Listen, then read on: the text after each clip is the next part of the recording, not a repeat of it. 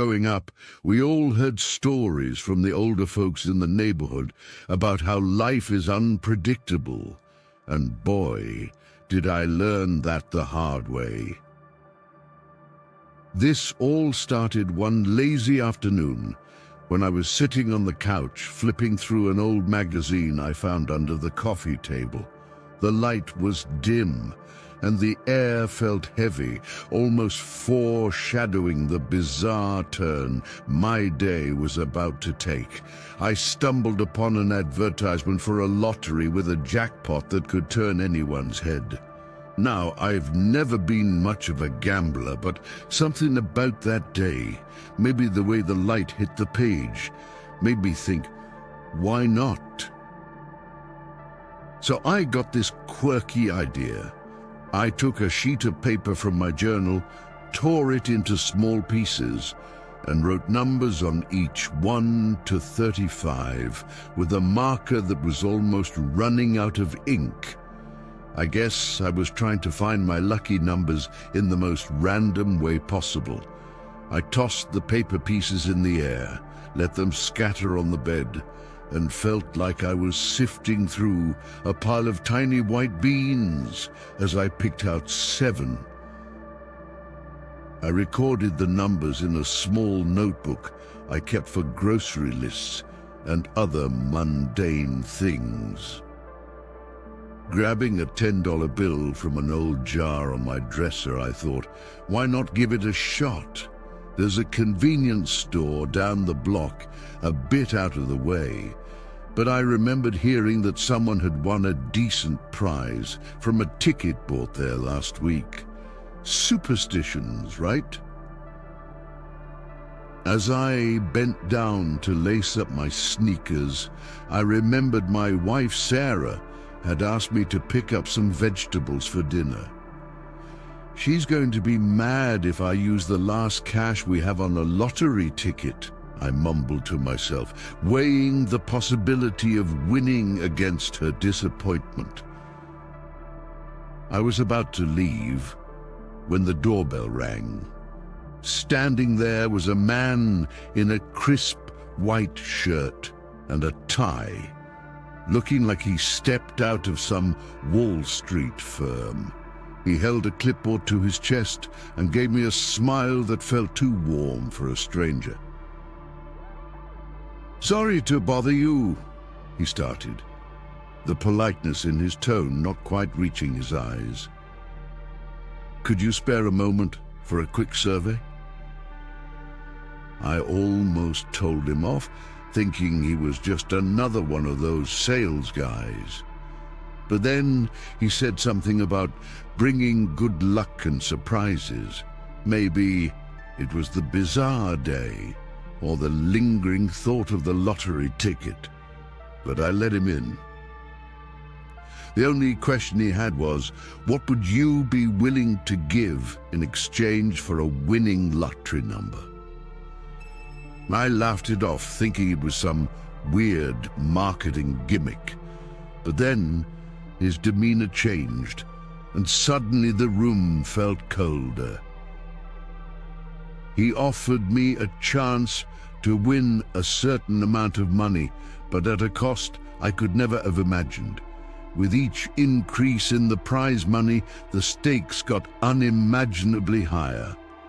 I found myself caught in a whirlwind of greed and fear, making a choice that would haunt me for the rest of my life.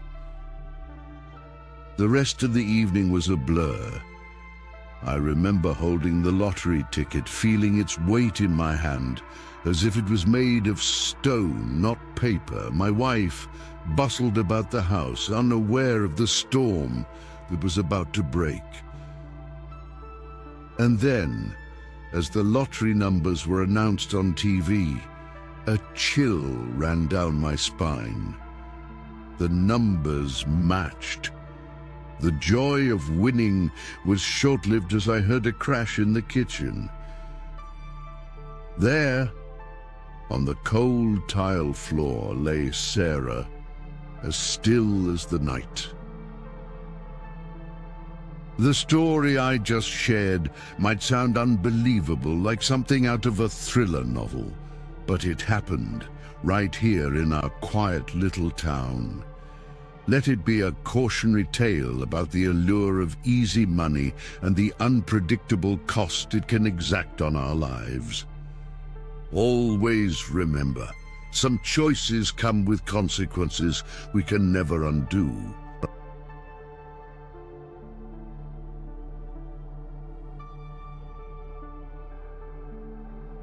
As a college student struggling to make ends meet, I recently encountered something that completely twisted my view on reality.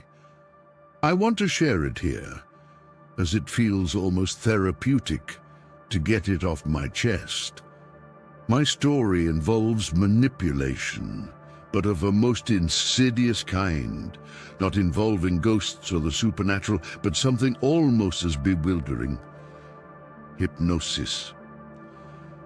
My name's Alex, and I'm a 24-year-old psychology major at Clearwater University.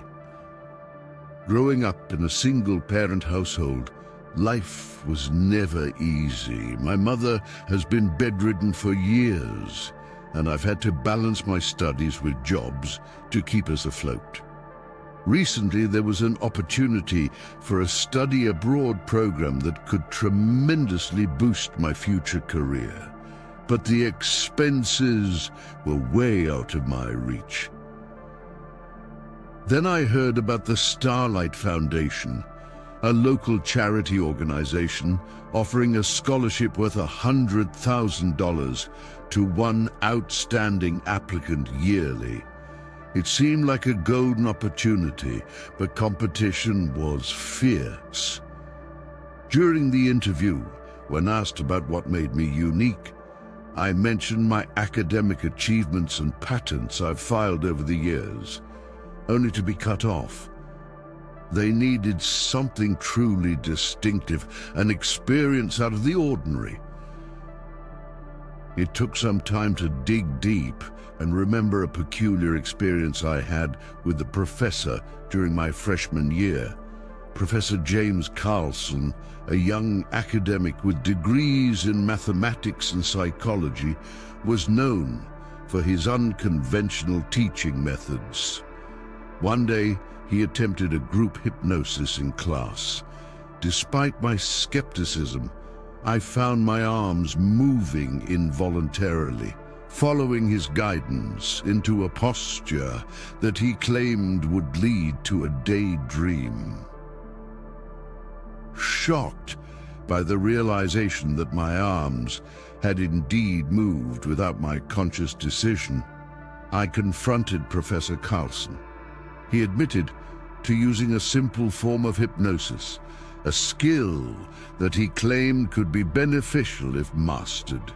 Intrigued and somewhat desperate for any advantage I could get, I agreed to learn more under his mentorship. Carlson's clinic was a place where theory met practice. One evening, he decided to demonstrate his skill on a new client, Mrs. Green, who was experiencing severe marital distress. I hid in the closet, watching as Carlson subtly hypnotized her into forgetting her suspicions about her husband's infidelity, convincing her instead that they had a happy marriage. It was manipulation, plain and simple, and yet part of me couldn't help but marvel at the power of suggestion. Encouraged by Carlson, I started studying hypnosis, eager for a quick solution to my financial woes. My opportunity came with a woman named Linda White, who sought help dealing with her husband's refusal to agree to a divorce. The situation took a dark turn when, under hypnosis, I found myself with no memory of the event, only to be informed later by the police that I had nearly committed a violent act in my trance state. The police investigation revealed that Mrs. White had won a significant lottery prize and was trying to secure a divorce before claiming it, fearing her husband would claim half. Carlson had hypnotized me into acting on any mention of the lottery, aiming to remove Linda from the picture and claim the prize himself. This harrowing experience served as my pivotal moment. I realized how easily human minds can be manipulated and the ethical implications of such power. Sharing this story with the scholarship committee, I aimed to highlight the importance of ethical standards in psychological practice. The committee was silent for a moment before offering me the scholarship, recognizing the unique and challenging experiences I'd survived. They saw the potential for someone like me to make a real difference in the field of psychology, emphasizing the importance of ethical integrity. This story is a testament to the unexpected paths life can take us on, and a reminder of the profound impact psychological practices can have on individuals and society. As I continue my studies, I carry this experience as a cautionary tale about the ethical use of psychological skills.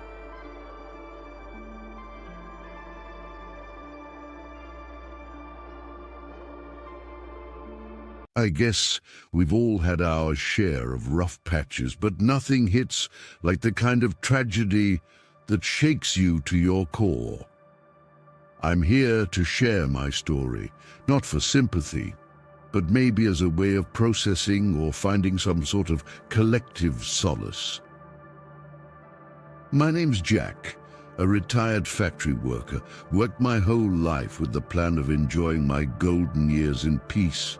Maybe play some chess in the park, fix things around for neighbors, that kind of stuff. But life, as it often does, had other plans. My son and his wife were always busy climbing their career ladders, so when my grandson Alex came along, it was up to me to fill in. They decided to name him after the great Alexander, because he was the first boy in our family after a line of daughters. We had this silly tradition going, always naming kids after historical figures in a hope they'd grow up strong, wise, or courageous.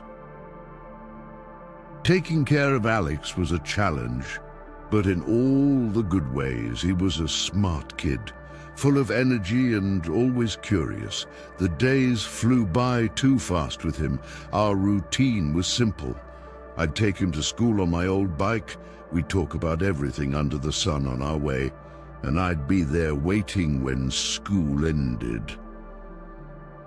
Disaster struck out of the blue. One morning, as we were crossing the street, a truck came hurtling towards us. The driver, exhausted from long hours, lost control.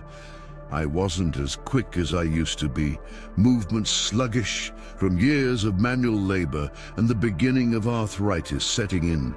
The truck hit us, and I came to. The sight before me was my worst nightmare. Alex lay on the ground, lifeless. Panic, despair. I screamed for help, but my body wouldn't cooperate, pinned under the twisted metal of the bike. Passers-by called for emergency services. A familiar face from the neighborhood, Dr. Harris, rushed over. He tried everything, CPR, anything he could think of, but it was too late. The aftermath was a blur of police investigations and mourning. It was determined the driver was at fault due to his fatigue state. But none of that mattered. Nothing did anymore. Alex's parents were beyond consolation, and I was swamped with guilt. If only I'd been faster, if only... The lawsuit that followed drained us emotionally and financially. The driver faced charges, but what comfort does justice bring when a life is irrecoverably lost? Life went on in a manner of speaking. My days became a cycle of remorse and loneliness. Dr. Harris, bless his heart, and his grandson, who used to be Alex's buddy, would come by. They tried to bring some normalcy, or maybe just make sure I was eating. Then, one evening, a simple act of sharing a meal with Dr. Harris and remembering Alex led to a surprising turn. I had avoided the park since the accident. Couldn't bear the memories, but life, or maybe it was Alex's way of nudging me forward, had a different plan.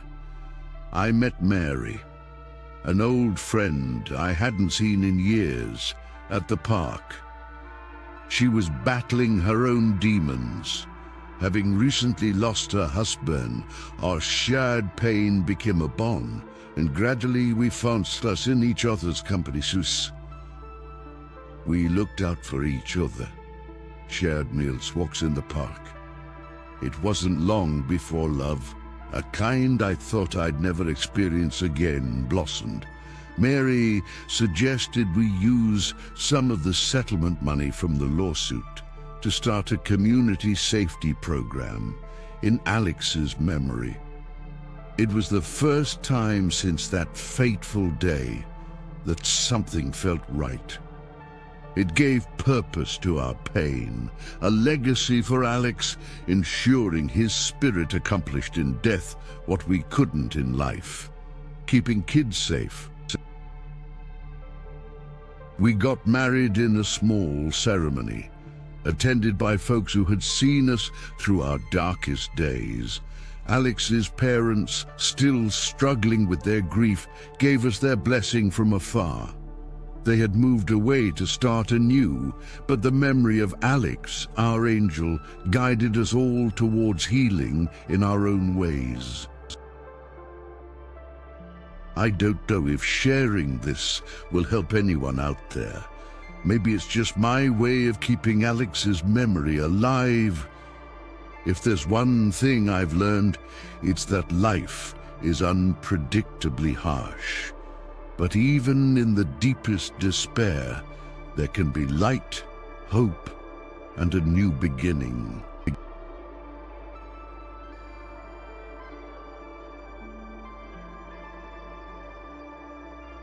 I'm here to tell you a story that's haunted me to this day. It all started with the lottery, a dream, and a descent into obsession. I was a regular college guy from a not-so-fancy university. My life was pretty average, with no big dreams or ambitions. Just getting through each day was enough for me.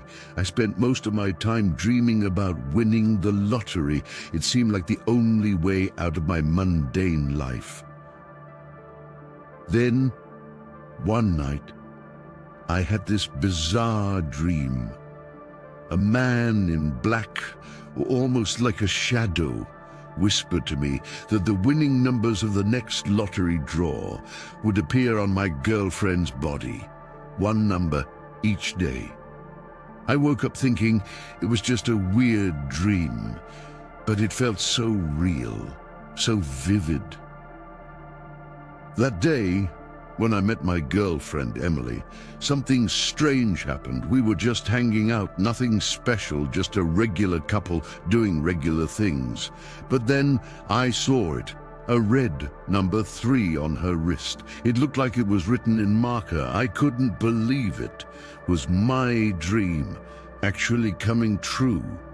The next day, another number appeared, 14. This time on her ankle. My heart raced. The dream wasn't just a dream, it was a premonition. I started buying lottery tickets using these numbers. As the days went by, more numbers appeared on Emily's body. 16 on her neck, 21s on her shoulder. I was getting closer to the jackpot, but our relationship was falling apart. Emily felt I was distant, always lost in thought. She was right. I was consumed by the numbers, by the dream of winning big. Then, the unthinkable happened. Emily wanted to take a break. She said we needed to focus on our futures, our careers. I panicked. Without her, how would I see the remaining numbers? In my desperation, I made a decision that would change everything. I started following her, sneaking around. I needed those numbers. I found the next one, 21 on her knee. But then Emily cut off all contact. She changed her locks, her phone number. I was desperate. I resorted to desperate measures. I broke into her house just to see the last number, but it wasn't there. In my panic, I made a terrible mistake. I thought the number might be inside her. I was so blinded by the dream of winning, I didn't realize what I was doing. When the police found me, I was in a state of shock, holding a bloody knife, with Emily lying unconscious beside me. They arrested me on the spot. I tried to explain about the lottery, the numbers, but who would believe such a story? In the police station, while I was being interrogated, the lottery numbers were announced on TV. They matched. I had won. But at what cost? I was now a murderer, a criminal. I pleaded with the officers, showed them my lottery ticket, but it was too late. The evidence was against me. They didn't believe my story.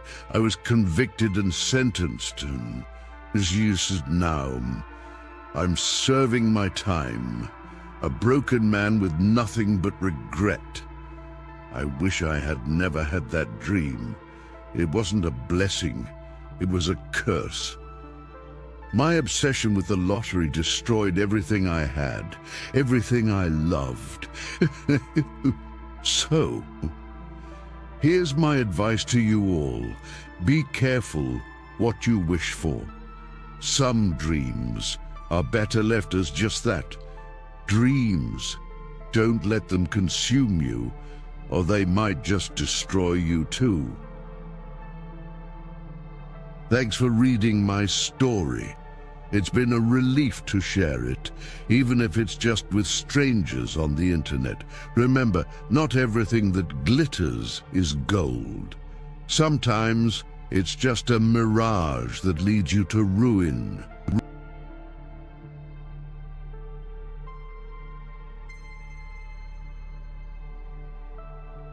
I consider myself a pretty unlucky dude. The kind whose lottery ticket would end up washing away in a rainstorm if I ever dared to dream. I've always hoped my luck would turn, even prayed for it. So, this unbelievable thing happened while I was staying late at work one night, trying to fix a mess-up from earlier that day. Out of nowhere, I heard a voice saying, "Your wish is about to come true. From now on, everything you want will happen." Looked around the office, dead silent, no pranksters in sight. Half joking, I wished my pending project would just complete itself. And bam! A perfectly done presentation appeared on my desk, cover and all. At that moment, I bought into the whole magic thing. Feeling bold, I went online and bought a lottery ticket. You won't believe it, but the numbers that came up matched mine exactly. I was buzzing, couldn't wait to validate the win. So, I dashed for the elevator. Alone in there, I urged it to move faster as it dawdled. Frustrated, I shouted, "Hurry up, will ya?"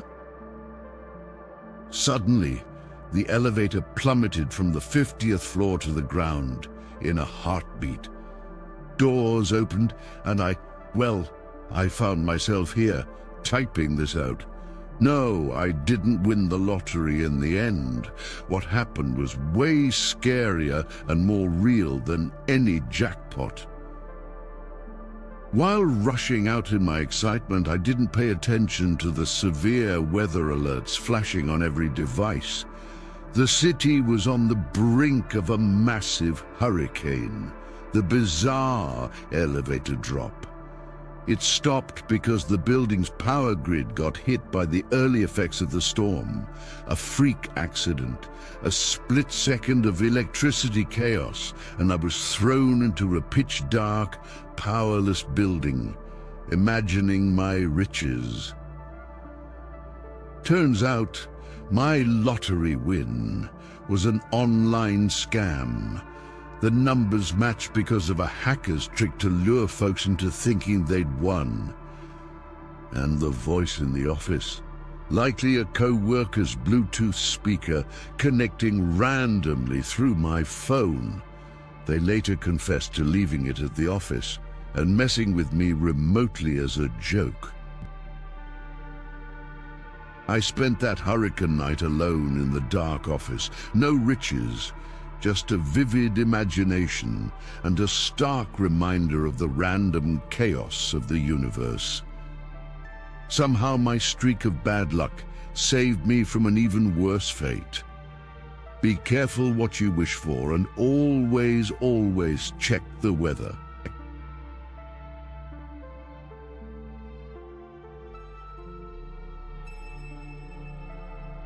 Some years back, I was living in a small town in the Midwest.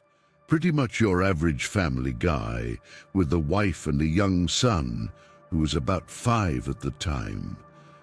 Life was good, simple and joyous, with both of us working decent jobs that allowed us to live comfortably.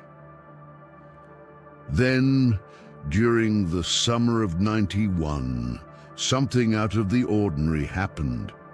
My job required me to travel with a couple of colleagues to a conference out of state.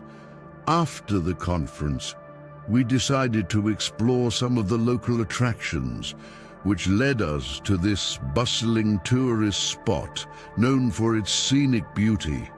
As we were taking in the sights, this old man claiming to be a fortune teller approached us. He insisted on reading our fortunes, and despite our skepticism, we eventually gave in, thinking it'd be a bit of fun. I asked him about my future with my son, half jokingly, to which he replied that I wouldn't have a child until I was 42. We all laughed it off, since my son was already running around at home. Fast forward to the next year, and there's this new lottery craze hitting our town, kind of similar to today's Powerball, but on a smaller scale. The grand prize was a brand new motorcycle, which back then was a pretty big deal. At first, I brushed it off as a scam, but after witnessing the excitement and the crowd it drew daily, I decided to try my luck.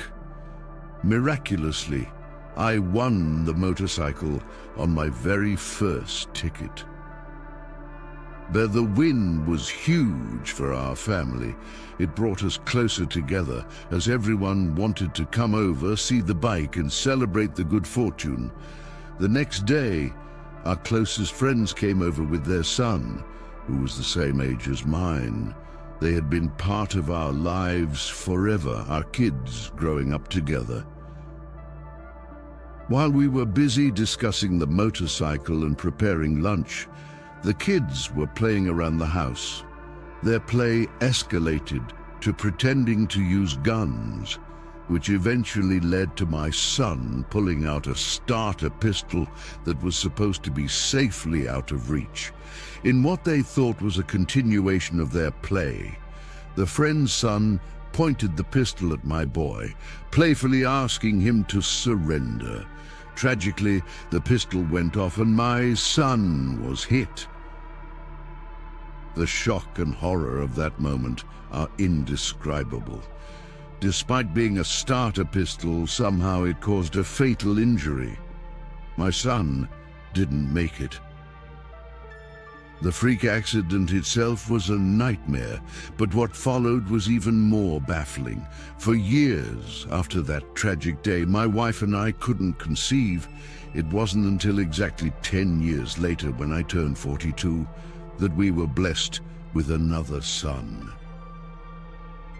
The coincidence with the fortune teller's prediction sent chills down our spine. It was a bittersweet moment, our joy for our new child forever intertwined with the memory of our loss. This story has haunted me for years. Sharing it here somehow feels like it's part of the healing process. Thanks for reading.